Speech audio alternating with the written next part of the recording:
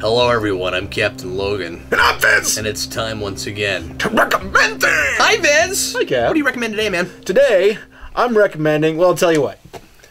My recommend is because I watched this movie. And I watched a movie called The Runaways, about Joan Jett and Cherie Curie, blah blah blah. So I was watching this movie, and I decided that I should probably recommend the band. So oh, so this band is not based on the Marvel comic of the same name? Nope.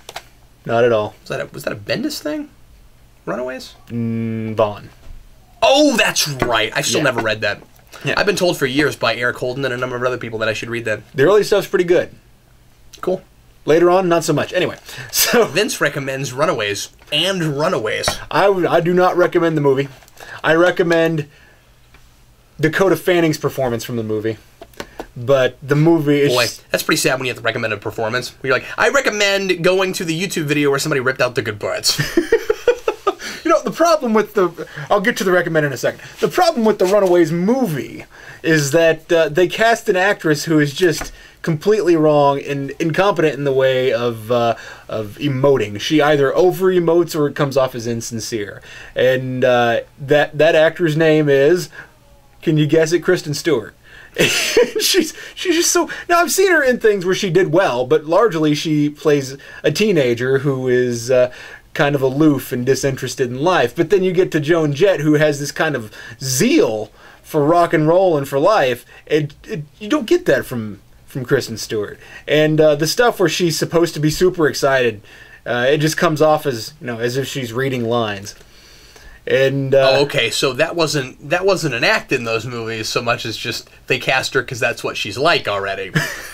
Oh, okay. Well, I've never seen her in anything else. So she was terrible in The Runaways. I saw her in Adventureland. She was okay in that. Sometimes you'll see actors who act a certain way on camera, and you'll expect that they're like that in real life. And it's like, nah, it's just the act they put on. And so, you know, you'll have somebody that just acts like really apathetic and like just disinterested and just like whatever. And then in real life, they're like me, and they're like, hi, how you doing? But apparently not Kristen Stewart. And in real life, they're Australian. So anyway, I was watching this movie, and Vince, you try not to stereotype all of Australians, okay? That's fair. Okay. There is a reason I made that joke, but at the moment I can't even come close to remembering that. He's like, our Australians are never enthusiastic. What are you talking about? I don't understand. They're usually pretty passive. You know, if it happens, it happens. If it doesn't, it doesn't. Whatever. Have a good day. I don't know if that's necessarily passive so much as just taking things in stride. Yeah. Not being a worrier. That's true. I'm not a very good Australian. I worry a lot. Anyway, so... Your Australian accent is terrible. I'm not impressed. But I wasn't even trying. Oh, okay, well, that would explain that. So, I'm recommending the band The Runaways. Now, this particular album is 2 albums in one. It has Is Kristen Stewart the lead singer? No, sure, curious. But the 2 albums that are featured in this are the self-titled The Runaways album and Queens of Noise. And I gotta say that I really enjoyed checking this out. I knew they did Cherry Bomb. And, you know, I kind of like Cherry Bomb. I think it's an alright song.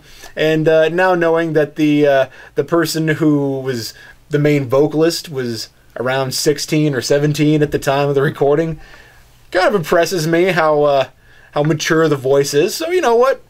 Great. I enjoyed what they did with it. Now, the reason I had to check it out is because I heard another one of their songs as a result of hearing Cherry Bomb recently. I looked up something else and I said, you know, this kind of sounds like a female version of the Cramps. Or maybe, if you look at the timeline, I should say the Cramps sound kind of like a male version of the Runaways. So, I really enjoyed these 2 albums. I can't necessarily recommend the rest of them because I've just now started checking this stuff out. But some of their songs are clever, some of their songs are not. It's some of their songs just sound like somebody put words in their mouths. And it is what it is. How would you categorize the sound overall? I would say, that are unfamiliar. You know, the thing I would say it's classic punk rock. Not like punk. It doesn't have that kind of edge where it's pretty much noise. There's still melody. There's still some harmony in it, and but there's some shouting. There's definitely kind of a guttural feel to a lot of the vocals, and there is some interesting guitar riffs. I mean, it's definitely rock and roll, as I think like rock and roll ought to be if you're listening to if you want to hear rock. It's not classic rock. I mean, technically it is. It came out in the 70s. But it's not... Yeah, but it's not what we think of. It's not arena rock. Yeah, when you think of classic rock, you start thinking of things like Journey, or something maybe even like Southern rock, like Lynyrd Skynyrd. Yeah. But almost all that falls in the category of arena rock now. I mean, I think that's the easiest way to describe it. Because when you think of that, you think of Styx, and you think of Kansas, and you think, those kind of bands. And so this thing is this band, I think, falls a little more in line with stuff like the Ramones. So if you like the Ramones, the Cramps are a little less known. If you like the Cramps, the Kinks, maybe the Kinks are even a a little bit earlier, more like '60s style. But I just mean what it sounds like. Yeah, I mean, the Kinks. It's hard to say. I would put the Kinks around like next to the Doors, and this stuff. Okay. This is a little rougher than the Kinks or the Doors. So granted, the Doors are one of the more unique bands you can find. I'm not going to pretend like I know what I'm talking about. Well, that's all right. I don't have a heck of a lot to say about this. I just think it's worth checking out. Sure. There's some songs in here that you'll say, man, that sounded exactly like that other song. Those other like few songs that are on these albums that are not that great. But Queens of Noise, I think, is very solid. I think Rock and Roll is solid. I think Blackmail is solid. The one song that I would probably skip, if I can remember the name of it, it's on the back here somewhere. See, when you name a thing that you want everybody to skip, that's the first thing they'll try. They'll be like, I wonder why Vince didn't like that song. Dead End Justice. I didn't enjoy that. It was basically such a compelling title. It is a good title, but then the song is basically somebody. It's basically teen angst, and it's teen angst getting in trouble with the law and Vince talking to the microphone. So I don't understand. Like, we have the rest of these things where these people are trying to have they're trying to sing, or they're trying to modulate their voices in some way, and a lot of Dead End Justice is yeah, you can't get that in juvie. And I'm stop talking to each other and do another song. So if I wanted to hear this, I'd listen to an interview. Stop talking. Stop talking, start singing. But yeah, pretty much all of Queens of Noise I think is solid, and most of the Runaways self-titled is pretty good. So check that out. What's great about a title like Queens of Noise is if it isn't real melodic, and you're like, this is nothing but noise. You're like, well, I mean, look at the title. Yeah. It wasn't false advertising or anything.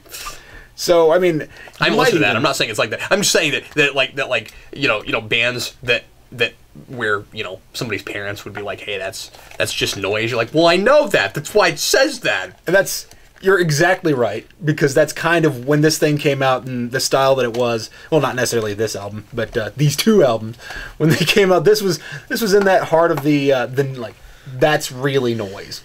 You guys are listening to Kiss, that's noise. Yeah. You guys are listening to the Ramones, what is this? You want to be sedated? What kind of lyrics are they? So, at least you can understand what they're saying. That's fair. Ow! AC/DC. Moving on. So what do you have to recommend today? Well, today I'm going to recommend something for your kids or for your collection of fun, hilarious superhero things. I bought this at Mayhem Comics in Ames. Thank you, Ames, Iowa, when I was there a couple weeks ago, and I got this for my kids. This is the DC Superheroes My First Dictionary. This is 500 words in the context of DC superhero comics, so you can teach your kids some of their first words while showing them really fun pictures of superheroes and within the context of DC superheroes. One of the things I really like about this, I like the way it's laid out. I think it's really pretty. One of the things I really like about it is we've got a lot of pictures here from all different eras, but a whole lot of golden and, really Silver Age stuff, and I think that's just really appropriate for this age group. So it looks very Super Friends in a lot of places, and I think it's really cool that we, instead of starting from scratch and redrawing all this stuff, we just went back to a lot of classic panels and pulled things, and that's fun for me. This is a thing that if I popped it open, I would have had a hard time not buying, even if I didn't have kids, just for my collection. I think it's really classy looking, and I think it's a wise choice to choose the classic stuff because it's more colorful. Precisely, yeah, and so it's fun to get to go back and look at some of these pictures. I'm looking at this penguin here, and that was the exact version they used for the Superpowers collection in the 80s. In fact, that umbrella is the exact umbrella that came with that figure. Ooh. I just now noticed that, and I think that's neat. One thing I sweat. We sweat when it is hot or when we exercise. Yeah, I'll pop some of these open and read you a couple. Let's see. Polka dot. A girl wears polka dot pajamas. Let's see. The best things are the ones that are like... Robin points to show Batman where to go. What were we going to say? The best things are the ones where it's like some random panel that somebody probably found on accident. Like, ooh, I'm going to put sweat in there. Yeah. Good. Superman, Batman, and their friends in the Justice League are good guys. I just think this is really fun for your kids, and it's a nice way to in a kind of a fun laid back way work on your kids, building your kids' vocabulary. The one thing I don't care for with it, Vince, is I realize that we're using superheroes and supervillains to teach kids these words. I don't like that so many of them are character names. Oh, yeah? I would have not done that had it been me. I think what's fun about this is, like real words, and then finding a panel where it fit.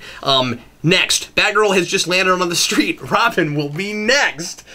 I think that's really fun. So, we just found panels and then make words that fit. But then, like, Nightwing, really? Because the problem is that those count in the 500 word, count. And so, I don't care for that.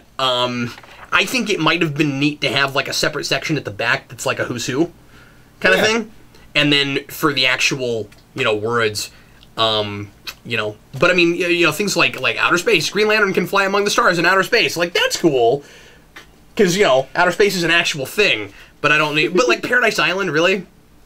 Wonder Woman grew up on Paradise Island. Yeah, that's not a real place. Like part of the problem is now you got that awkward thing where you got to tell your kids what of the vocabulary is real and what isn't. I don't know. I don't care for that. One of my favorites is square. Instead of being round like Planet Earth, Bizarro World is square.